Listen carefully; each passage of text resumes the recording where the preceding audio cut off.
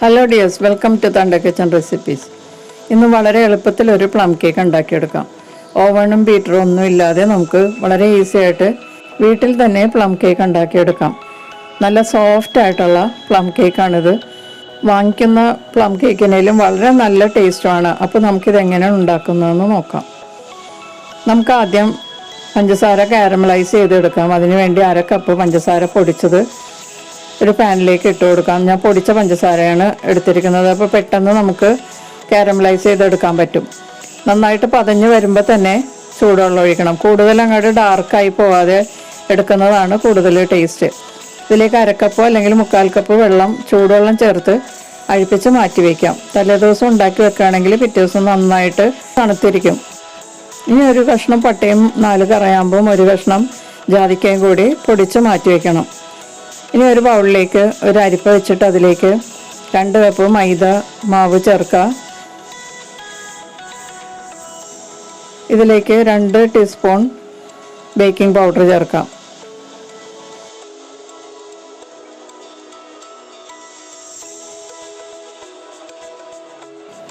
അര teaspoon baking soda ചേർക്കാം.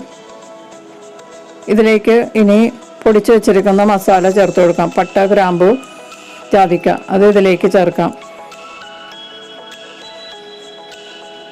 നല്ലതുപോലെ ഒന്ന് അരിച്ചെടുക്കാം. നന്നായിട്ട് അരിച്ചെടുത്തതിന് ശേഷം ബാക്കി വന്ന ഈ പൊടിയാത്ത മസാല നമുക്ക് മാറ്റി വയ്ക്കാം. അത് ഇതിൽ ചേർക്കാൻ പാടില്ല. ഇനി അരിച്ച മാവ് ഒന്നുകൂടി നല്ലതുപോലെ ഒന്ന് മിക്സ് ചെയ്ത് മാറ്റി വയ്ക്കാം.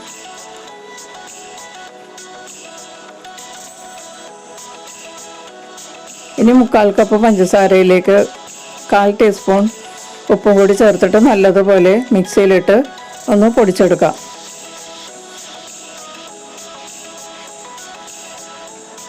പഞ്ചസാര പൊടിച്ചെടുത്തിട്ടുണ്ട്. ഇനി നമുക്കിത് മാറ്റി വയ്ക്കാം. ഇതിലേക്ക് മുട്ടയ്ക്ക് പകരം ഞാൻ പാലാണ് എടുത്തിരിക്കുന്നത്. അത് ആവശ്യാനുസരണം ചേർത്ത് കൊടുക്കാം.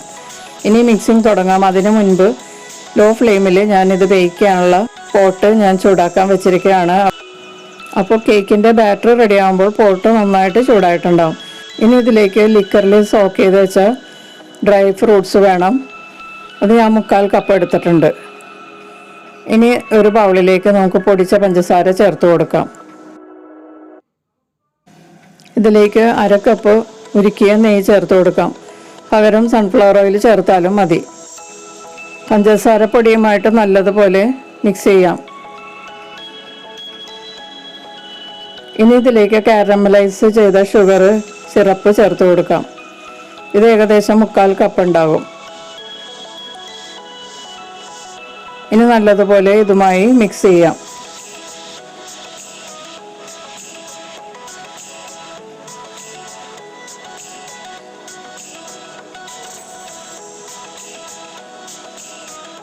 ഇനി ഇതിലേക്ക് 1 ടീസ്പൂൺ വാനില എസൻസും കൂടി ചേർത്ത് നല്ലതുപോലെ മിക്സ് ചെയ്തതിന് ശേഷം മൈദ മാവ് കുറേശ്ശെ ചേർത്ത് മിക്സ് ചെയ്യാം.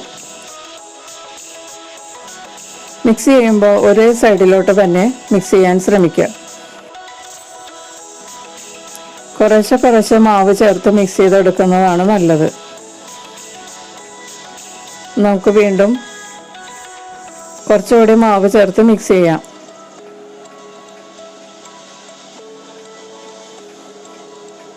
ഇപ്പോൾ ഏകദേശം 1 കപ്പ് മൈദ ഇതിലേക്ക് മിക്സ് ആയിട്ടുണ്ട്. ഇപ്പോൾ ബാറ്ററി കുറച്ച് ടൈറ്റാണ്. അപ്പോൾ നമുക്ക് കുറച്ച് പാല് ചേർത്ത് കൊടുക്കാം. ഞാനിപ്പോൾ 1/2 കപ്പ് പാൽ ഇതിലേക്ക് ചേർത്തിട്ടുണ്ട്. എന്നിട്ട് ഈ ബാറ്ററുമായിട്ട് നല്ലതുപോലെ മിക്സ് ചെയ്യാം. എന്നിട്ട് ഇനി വേണമെങ്കിൽ മാത്രം നമുക്ക് ചേർത്ത് കൊടുക്കാം. 1/2 കപ്പ് പാൽ ഇപ്പോൾ ഞാൻ ചേർത്തിട്ടുണ്ട്. ഇനി വീണ്ടും നമുക്ക് മൈദ മാവ് കുറേശ്ശെ ചേർത്ത് മിക്സ് ചെയ്യാം. ഇപ്പോൾ മൈദ എല്ലാം തന്നെ ഞാൻ ഇതിലേക്ക് ചേർത്തിട്ടുണ്ട്. എന്നിട്ട് മിക്സ് ചെയ്ത് നോക്കിയിട്ട് ഒരുപാട് ടൈറ്റ് ആണെങ്കിൽ നമുക്ക് വീണ്ടും കുറച്ചുകൂടി പാല് ചേർത്ത് കൊടുക്കാം.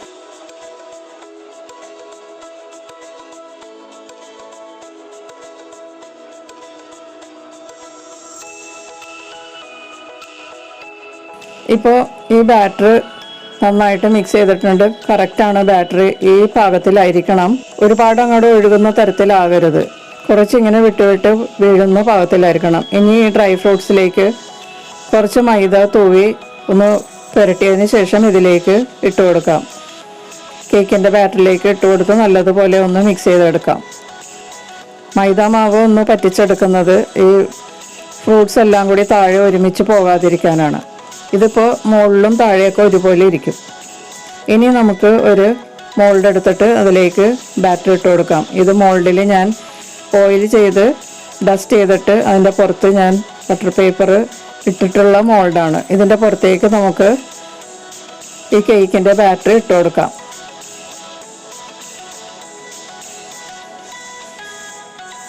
ഇതാണ് കറക്റ്റ് കൺസിസ്റ്റൻസി. ഈ കണക്കിനെടുത്താൽ കറക്റ്റായിട്ടുള്ള പ്ലം കേക്ക് ഉണ്ടാക്കാൻ പറ്റുള്ളൂ.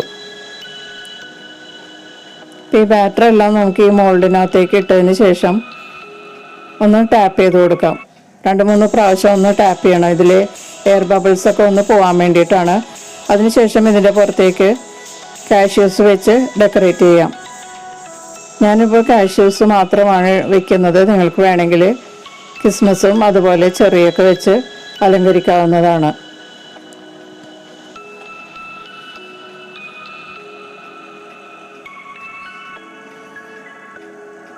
ഇപ്പോൾ നമ്മളുടെ കേക്കിൻ്റെ ബാറ്റർ റെഡി ആയിട്ടുണ്ട്. ഇനി ബേക്ക് ചെയ്യാനുള്ള പോട്ട് നന്നായിട്ട് ചൂടായിരിക്കുകയാണ്. ഇനി നമുക്കിതിലേക്ക് മോൾഡ് എടുത്ത് വെച്ച് കൊടുക്കാം.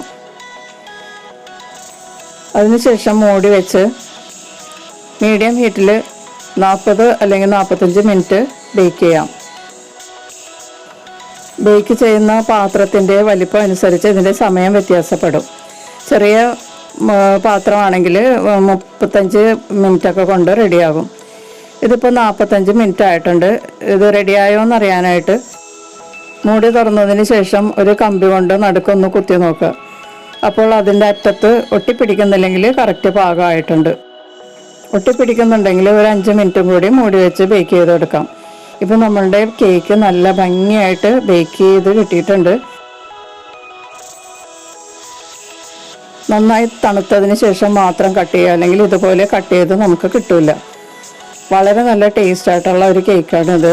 ശരിക്കും ബേക്കറിയിൽ നിന്ന് വാങ്ങിക്കുന്ന കേക്കിനേലും നല്ല ടേസ്റ്റാണ്. അപ്പോൾ എല്ലാവരും ഒന്ന് ട്രൈ ചെയ്ത് നോക്കുക. വളരെ എളുപ്പമാണ് ഉണ്ടാക്കാനായിട്ട്.